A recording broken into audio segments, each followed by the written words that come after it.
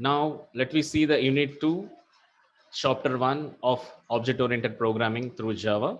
Under this, we are having the two chapters. The chapter 1 talks about the data types, followed by the control statements, followed by the polymorphism. Now the chapter 2 talks about the utility classes. Later we'll see that. Inside these topics, we are the chapter 1, we have the topics like the data types, followed by we have variables, data types, variables, type conversion, casting, arrays, operators, decision making systems like if else ladder, looping systems like for, while, do while, methods, recursion, method and constructor overloading, parameter passing, string class, and final keyword. These are the few concepts which are going to be talking about in chapter 1.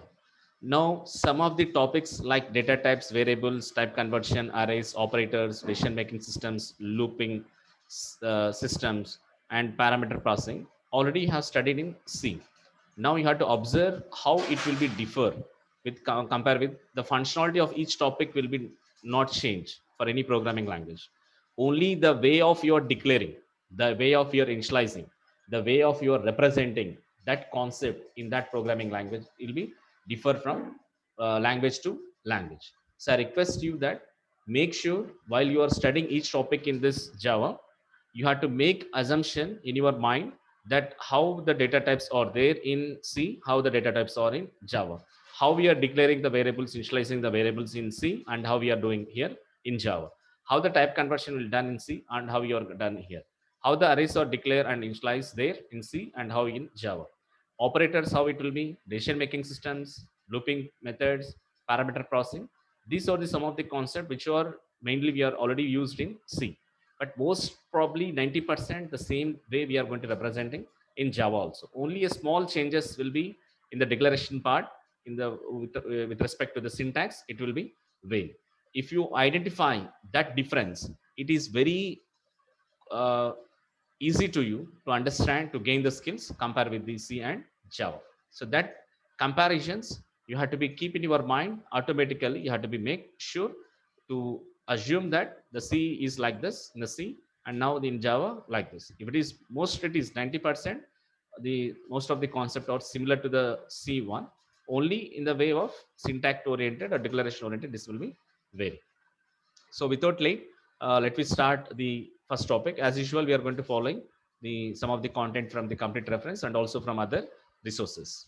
Now let me start with the first topic, that is the variables and data types in Java. So variables normally we are going to talking about in Java. Variables are called as. Let me have a discussion of variables first of all. Later we'll go for data types. Okay.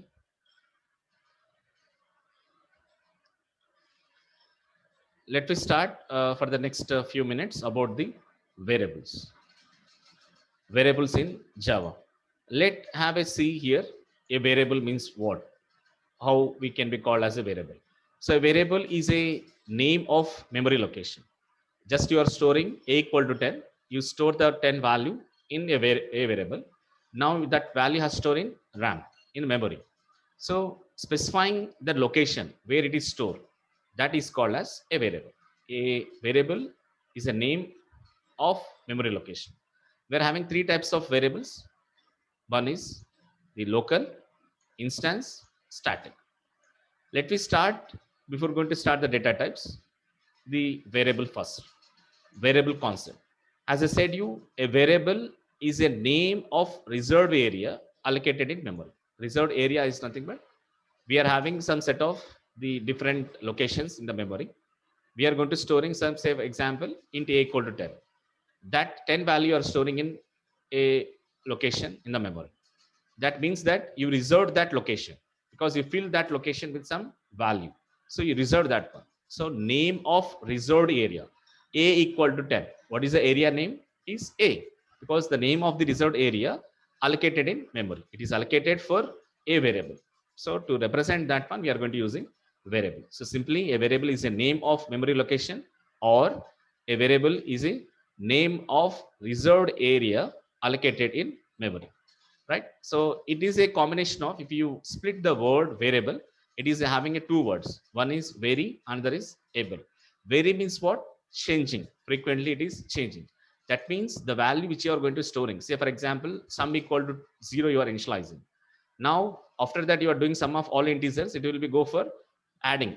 First it is go for sum equal to 0, let it is a 10, 20, 30, 40, like this until the end of the n number of values, the sum value will be changed. The value which is going to store in that variable, it will be changed. That's why it is called as var, that is varying able. So varying, vary able. Okay, so let me have see a graphical representation how the it will look like. Say for example, this is the 10 value it is storing here, the 10, this is storing, this area is called as reserved area. So this area, to represent this one, the name of reserved area allocated in memory. So this area, to represent that one, we are going to using variable. So this is the RAM where it is going to be storing.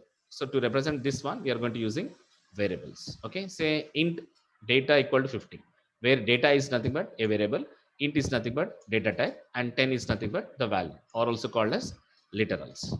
And let me see what are the rules are there for a variable. As usual for the other programming languages, like in C, the rules are there, you have to follow some of the rules. The same fashion here also we need to follow some of the rules in Java. Variables names can consisting of capital A to capital Z, or small a to small z, or 0 to 9, or maybe two special characters, or combination of all this. Only we are going to using two special characters, one is underscore, another is dollar.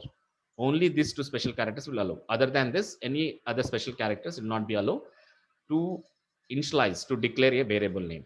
To declare a variable name, as we can't use that other than this two special symbol, that is dollar and underscore. So we can use capital A to capital Z, we can use small a to small z, or we can use the 0 to 9, we can use the two special characters underscore, dollar.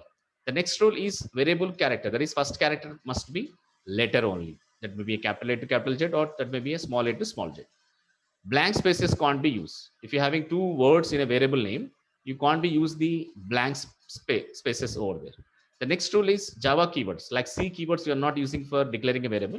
In the same fashion, Java keywords can't be used as a variable names. And the last rule here is the variable names can be a case sensitive. Case sensitive means what? If you're declaring capital ABC and small abc, capital ABC is different, small abc is different. Both are different variables. If you are declaring that, then it's called as case sensitive. Case sensitive in the sense we have to follow. If you are using small a bc, you have to follow small abc for one variable. If you are using capital abc, if you are using capital ab, has to follow for another variable. Not capital abc will be same as small abc. That is called as case sensitive. So these are the rules for declaring a variable. Let me see how the syntax, like how you can declare a variable in Java. As usual, in C, we are going to having a data type followed by variable name semicolon. In the same fashion, in Java also, type, here type is nothing but data type and a variable. So this is a single variable declaration. If you have want to declare same data type of multiple variables, you can use data type followed by variable 1, variable 2, variable 3, and so on up to we can n number of variables we can declare. So this is how we can be declare or defining a variable. That is type. Type means data type followed by variable name. That is space followed by variable name. If you observe carefully here, if you have a variable name of two words, in this one, we are going to talking about separating with underscore. That is variable underscore name, variable underscore name, variable underscore name. Like this, you can use these special characters underscore or dollar. Okay. Now have a look of the variable declaration. Like we are going to say a small variable declaration, as we are saying, to understand very clearly, make sure that this is very important figure. Most of you have a confusion that what is a declaration, what is a assignment, what is an initialization. Most of the peoples are very confusion here. Let me have a clarify that what actually a declaration means, what actually the assigning means, what actually initialization means. Declaration is nothing but just just declaring the variables without assigning any values, without assigning any the literals to that variables. Just you are making as int a comma b, that is data type space the variables, only mentioning the variable names. but for not, you're not assigning any values for that variable names is called as declaration. Just int a comma b comma I comma j comma, like this. If you are declaring, this is declaration. You're just declaring what are the variables I'm going to using. I'm not assigning any values for that one, including what value I'm going to using. I'm not assigning for that. Now inside this one, if you're assigning a equal to 1 2 3, now here a is called as a variable name, and 1 2 3 is called as a value, or also called as literals. Literals may be any constants. Constant values means any integer values or any alphanumeric values. Now here b is a variable name. Again here 45 is a literal. Now to combine this to one, 1 2 3, I need to be assigned to b. If you want to assign that one, we are going to using this equal operator. Equal operator is called here, is called as a assignment operator. It's not a double equal, this is single equal operator, that is called as assignment operator. So with the help of assignment. Now this a equal to 1 2 3 and b equal to 45, both are called as assignment statements. Both these two are called as assignment statements. Now if you combine the declaration as well as the assignment, then that is called as initialization. If you combine the declaration in this int c equal to a plus b, int c, this is called as this part is called as int c, up to this is called as declaration, and a plus b you are going to be assigning. So this part is called as assign. So this part plus this part, both you are going to be using as this, you are going to be making as for initialization. So an initialization equal to declaration plus assignment. Both are, if you are done, then it is a initialization. If you are making separate, the declaration as separate, assignment as separate, then declaration is part is different, assignment part is different. Once you combine the two, then it is called as initialization. So if you're declaring instead of a equal to 1 2 3 here, instead of a equal to 1 2 3, b equal to 45, if you declare here itself int a equal to 1 2 3 and b equal to 45, then it is called as initialization. Declaration as well as assign is called as initialization. So it is very important to understand what actually a declaration means, assignment means, and initialization means. Okay, hope you understood this. Now let me see the types of variables. As we discussed previously, we are having three types of variables. The first one is local, second one instance, third one static. Let me see with a small example, also with small explanation, what each indicates over here. Let me start with first a local. Local variables means what? A local variable here talking about which is declared inside the method. Inside the method or constructor or in a block, if you declare that, block means what? Open branches and close branches. If you declare that between the open branches and closed branches, then that is called as a local variable. So inside the method, inside a constructor, inside a open braces, closed braces, if you declare a variable, then that is called as a local variable. Okay. Now coming to the second one, that is instance variable. Now instance variable which is declared inside the class but outside the method, that type of variables are called as instance variables. If you are not declared that variables as static, then it is also a instance variable. If you declare that variables as static, then that variables are called as static variables. So we'll see one example to understand very clearly. I repeat the concept instance variable. Instance variables means declaring inside the class but outside the method. But outside the method, meaning of that one is class A, inside we are declaring some instance variable. Again I am declaring a method, say method B, for example method B. Now inside the method B, if you are not declaring, that is outside the method inside the class, if you are declaring that, then that type of variables are called as instance variable. In that instance variable, if you are not declared as a static data type or static int a equal to 10, if you are declaring that one, that variables are called as static variables. If you're not using static, just simply you're declaring inside the class and outside the method int a equal to 10, then that a variable is called as instance variable. That's only the difference between instance variables and static variables. This will be understood by with a small example. Let me see that.